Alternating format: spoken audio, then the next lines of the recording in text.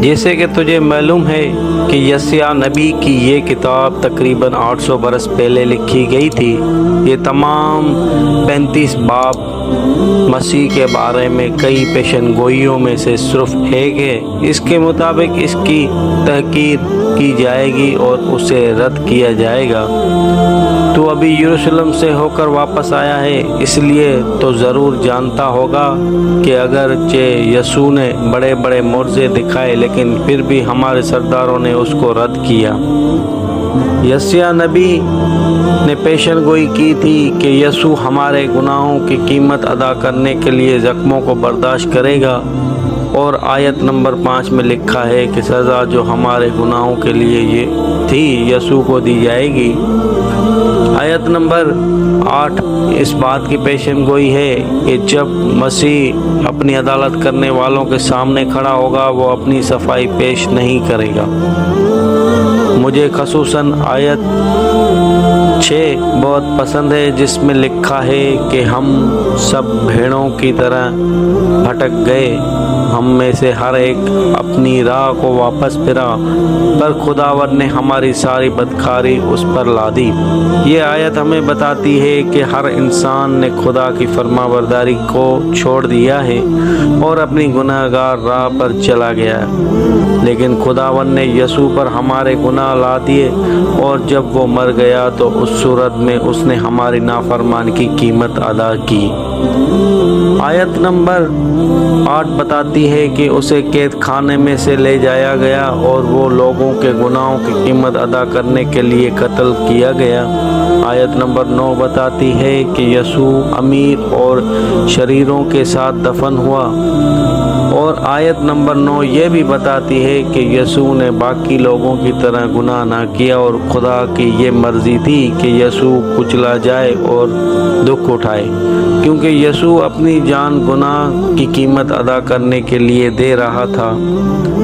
10ویں آیت اس کے جی اٹھنے کا بیان کرتی ہے اور وہ خدمت جو وہ بعد میں کرے گا، اور باقی پیشن گوئیاں بھی ہمیں بتاتی ہیں کہ یسوع جی اٹھنے کے بعد اپنے تخت پر بیٹھے گا اور ہم سب مرنے کے بعد اس کے تخت کے آگے کھڑے ہوں گے اور اسے اپنی زندگی کا حساب جو کہ ہم نے گزاری ہے دیں گے۔ میں نے بہت دفعہ شریعت کے عالموں اور کہانوں کو مسیح کے بارے میں پیشن گوئیاں کرتے ہوئے سنا ہے۔ ان میں سے زیادہ تر نے یسوع کو کیوں ٹھکرا دیا؟ کچھ کہانوں اور شریعت کے عالموں نے یسوع کو قبول کیا ہے، لیکن کئی اس وقت ناراض ہو گئے جب اس نے ان کی ریاکاری کو ظاہر کیا۔ ان کو ایک ایسا مسیح چاہیے تھا جو رومیوں کو قتل کرنے نہ کہ ان کے گناہوں کو واضح کرے۔ وہ ایک سلطنت پر حکمرانی کرنا چاہتے تھے، لیکن وہ نہیں چاہتے تھے کہ خداوند ان کے دلوں پر حکمرانی کرے۔ کیا اور بھی ایسی پیشن گوئیاں ہیں جو کہ یسوع میں پوری ہوئیں؟ زبور 66 اس کی صلیبی موت کی پیشن گوئی ہے، لیکن اس سے پہلے کہ صلیب کو سنگین سزا کے طور پر استعمال کیا جاتا، کیا یہ زبور 1000 برس پہلے نہیں لکھے گئے تھے؟ ہاں، لیکن خداوند ہر کام کے ہونے سے پہلے ہی جانتا ہے، اور تقریباً 340 سے زیادہ پیشن گوئیاں مسیح کے بارے میں کی گئی ہیں۔ اس سے ہمیں معلوم ہوتا ہے کہ یسوع ہی وہ واحد برحق ہے جو کہ خداوند نے بھیجا ہے۔ زبور 1622 میں بتایا گیا ہے کہ اس کے ہاتھ اور پاؤں چیدے جائیں گے، اور بالکل ویسے ہی ہوا کہ وہ کیلوں سے چیدے گئے۔ زبور 22 کی آیت 41 ہمیں بتاتی ہے کہ کس طرح وہ پیاسا ہوگا اور اس کی تمام ہڈیاں مرتے وقت جوڑوں سے اکھڑ جائیں گی۔ لیکن پھر زبور 20:34 میں لکھا ہے جب وہ مصلوب ہوا اس کو کوئی ہڈی نہ توڑی گئی، اور تم جانتے ہو کہ یہ روایت ہے کہ مصلوب ہونے والے کی ہڈیاں توڑی جاتی ہیں۔ لیکن اس سے پہلے کہ وہ اس کی ہڈی توڑ دے وہ مر گیا۔ زبور 22 کی آیت 18 میں پیش گوئی کی گئی کہ وہ اس کے ننگے پن پر نظر کریں گے، اور آیت 18 بتاتی ہے کس طرح وہ اس کے کپڑوں میں سے ایک پر کرہ ڈالیں گے اور دوسرے کے چھوٹے چھوٹے ٹکڑے کر کے آپس میں بانٹ لیں گے۔ زکریا 10.12 ابھی ہمیں بتاتا ہے کہ اس کے ہاتھ چھیدے جائیں گے اور بعد میں یہودی نشان اس کے ہاتھوں میں دیکھیں گے۔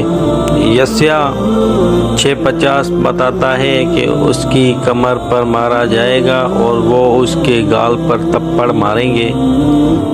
زبور 10:16 میں لکھا ہے کہ اگرچہ وہ دفنایا جائے گا لیکن قبر میں اس کے جسم کے سڑنے کی نوبت نہ آئے گی۔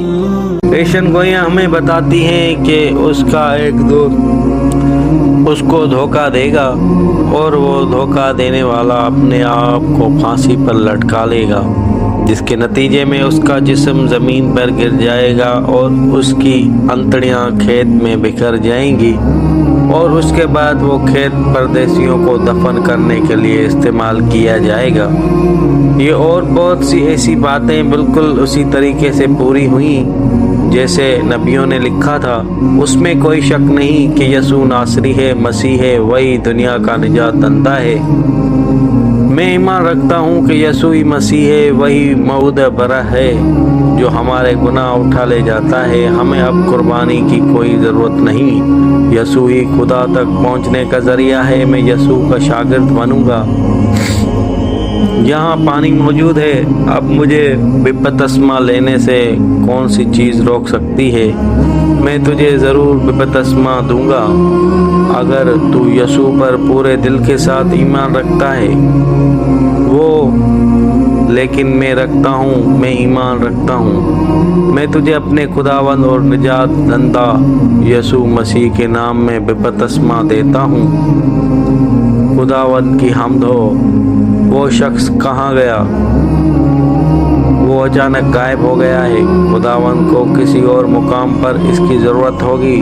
چلو ایتھوپیا واپس جا کر جو کچھ ہم نے مسیح کے بارے میں سیکھا ہے ملکہ کو بتاتے ہیں۔